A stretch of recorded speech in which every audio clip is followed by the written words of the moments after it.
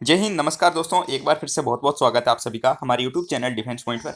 दोस्तों, आज जो है वो हमारा फिजिक्स का थर्ड लेक्चर है। अगर आपने पहले वाले 2 लेक्चर अभी तक नहीं देखे हैं तो आप जो है वो हमारी प्लेलिस्ट में जाकर देख सकते हैं। इसके अलावा आपको जो है वो नीचे लिंक डिस्क्रिप्शन में भी दिया गया है।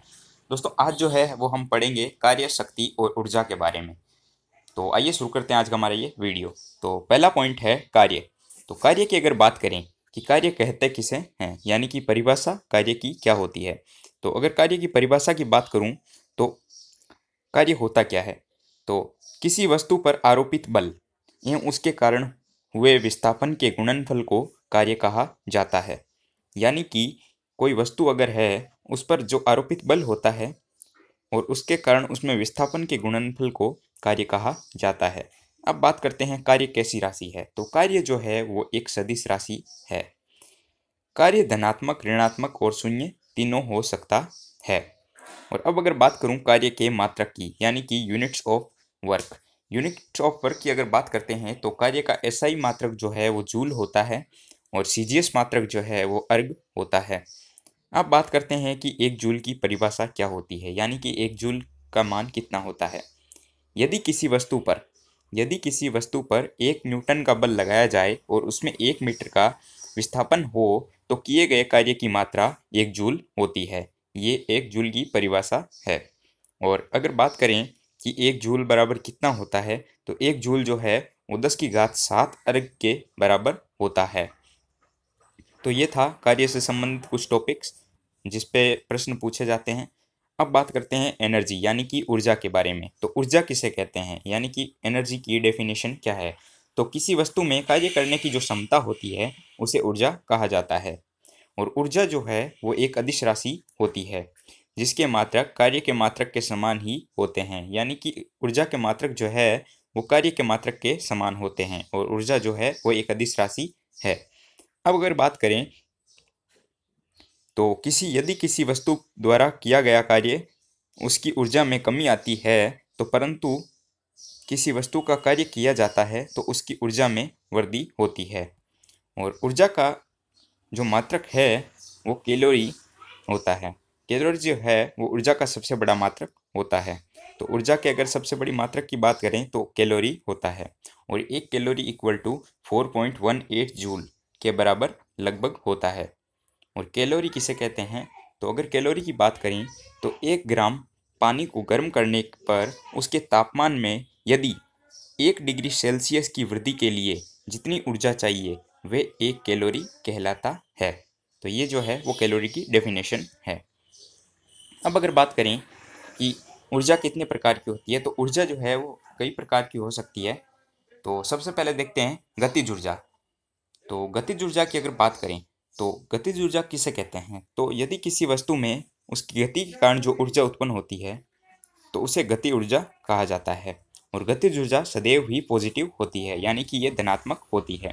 अगर गतिज ऊर्जा की बात करें तो इसे लिखा जा सकता है K E equal to kinetic energy equal to 1/2 mv²।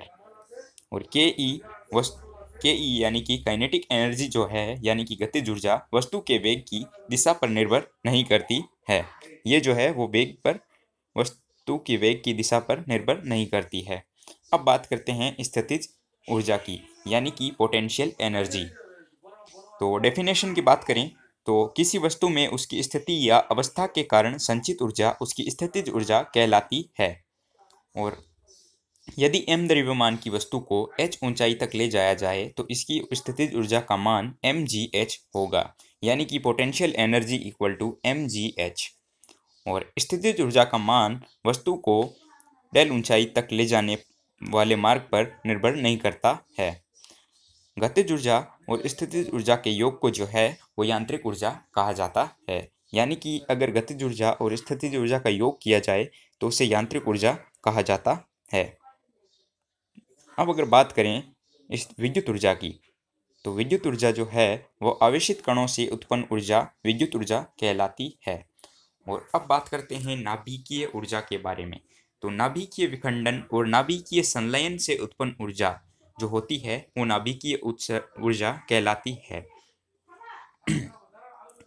अब बात करते हैं ऊर्जा संरक्षण का नियम के बारे में। तो ये जो है वो आपके एग्जाम के लिए काफ़ी इंपॉर्टेंट होता है, इसमें से क्वेश्चन भी पूछे जाते हैं। तो ऊर्जा संरक्षण का नियम जो है वो कहता है कि ऊर्जा को न तो उत्पन्न किया जा सकता है और इसे न ही नष्ट किया जा सकता है, बल्कि ऊर्जा को सिर्फ एक रूप से दूसरे रूप में परिवर्तित किया जा सकता है। अगर एग्जाम्पल की बात करूं तो डायनेमो और जनरेटर, ये जो है वो यांत्रिक ऊर्जा को विद्युत ऊर्जा में बदलता है। अगर बल्ब और ट्यूबलाइट की बात करें तो ये विद्युत ऊर्जा को प्रकाश ऊर्जा में बदलते हैं। माइक्रोफोन की अगर बात करें तो विद्युत ऊर्जा को नहीं ध्वनि ऊर्जा को विद्युत ऊर्जा में बदलने का कार्य करते हैं। और अब बात करते हैं शक्ति की। तो शक्ति जो है वो क्या होती है, तो डेफिनेशन की सबसे पहले बात करते हैं। तो कार्य करने की दर को शक्ति कहा जाता है, यानी कि कार्य करने की दर को पावर ही कहा जाता है। अगर इसके मात्रक की बात करूं तो मात्रक जो है वो इसका एसआई सिस्टम में मात्रक वाट होता है, और इसका अन्य मात्रक एक अश्व शक्ति यानी कि इसको हॉर्स पावर होता है। हॉर्स पावर जो है वो शक्ति का एक अन्य मात्रक होता है, और एक हॉर्स पावर इक्वल टू होता है 746 वाट, यानी कि 746 वाट के बराबर होता है। विद्युत ऊर्जा का वाणिज्यिक मात्रक जो है वो किलोवाट आवर होता है। यदि 1000 वाट के किसी भी उपकरण को 1 आवर तक चलाया जाए तो उसमें ऊर्जा की हुई खपत को 1 यूनिट के बराबर माना जाता है, और 1 kilowatt hour equal to 3.6 into 10⁶ joule के बराबर होता है। आज की हमारे इस वीडियो में इतना ही। कल जो है वो हम दाब और वगैरह के बारे में पढ़ेंगे। तो अभी तक आपको ये वीडियो अगर आपने लाइक नहीं किया है तो इसको लाइक कर देना, और अगर आपने पहले वाले वीडियोस नहीं देखे हैं तो उसको जाकर हमारे लिंक से देख सकते हैं। अगर आपने अभी तक हमारा चैनल सब्सक्राइब नहीं किया है तो उसको सब्सक्राइब जरूर कर लेना। मिलते हैं अगले वीडियो में। धन्यवाद। जय हिंद।